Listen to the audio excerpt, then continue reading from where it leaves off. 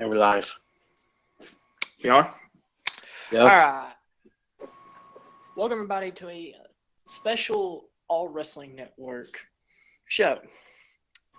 Today, we talk about moments in AWC that happened, but what if they didn't happen?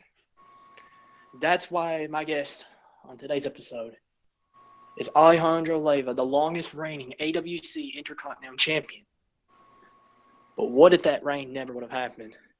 So, Ollie, before we start discussing this, start about how did your reign beat for the Intercontinental title? All right. It was, I believe, the second ever Extreme Rules pay-per-view. I was in a 6-man ladder match for a contract to cash in whenever I wanted to for any minor title in the Intercontinental or the X Division. And I won that match. And then later on the night, I cashed in on the current champion, Brian King, to win it.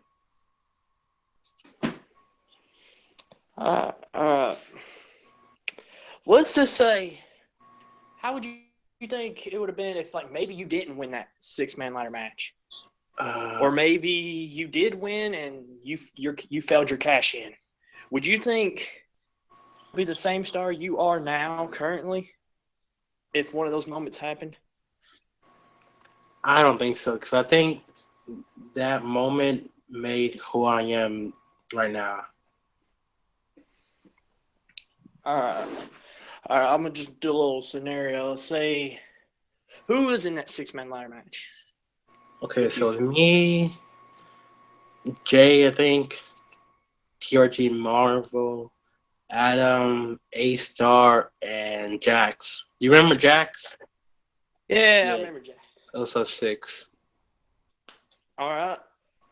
Let's say the current Alpha Weight champion, Jay Blaze, won that 6-man ladder match. He won. He got that contract down. He cashed in on Brian King. And let's say he did what you did. What would you think AWC would be like today? Would you be in Jay's spot and he would be in yours? That's interesting. Would NCM even would have happened if Jay would have been the one to cash in and did all that? Possibly MCM will still happen. I'm not too sure.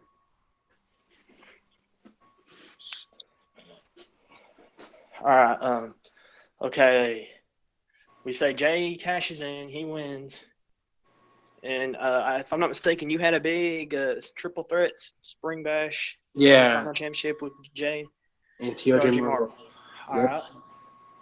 Let's say Jay is the defending champion in this situation. All right. And he wins. What was so special about that spring bash match that makes it stand out with any other Intercontinental Championship match that's happened?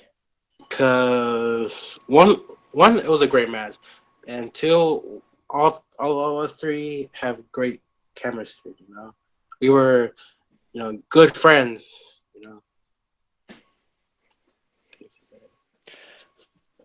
Well, my final question is, what do you think your current position at NWC would be if you was never the Intercontinental Champion?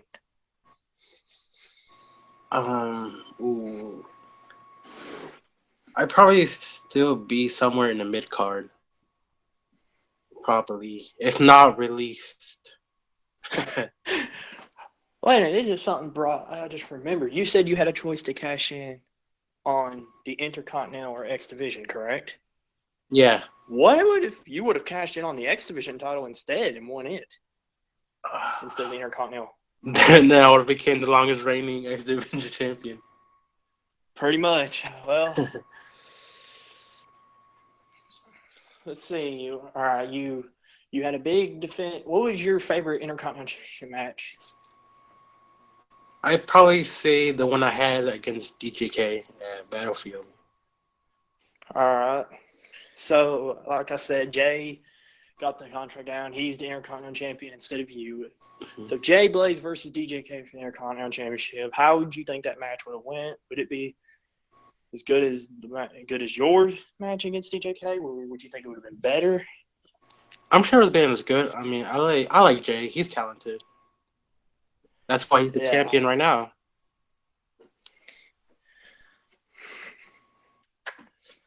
As you know, while you were the longest reigning Intercontinental Champion, the belt's name got named after you after a while, called the ALEcontinental Championship, correct? Yep. So I'm guessing if it was Jay instead of you, we would probably had the AWC J Continental Championship. Probably. Or the well, I think that's about it. Think so? Yeah, but one last thing. All right. What is your favorite AWC moment in history? Out of everything that's ever happened, what was your favorite moment? Oh no. There's been a lot of great moments. And explain. Oh, God. You put me on the spot. Let me think.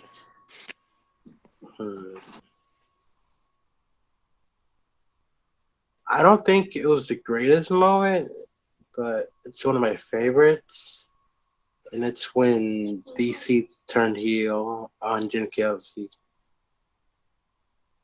Like, nobody expected that. You know, Jim Kelsey and DC were close friends. And I don't know where he hits him with the 5 elbow.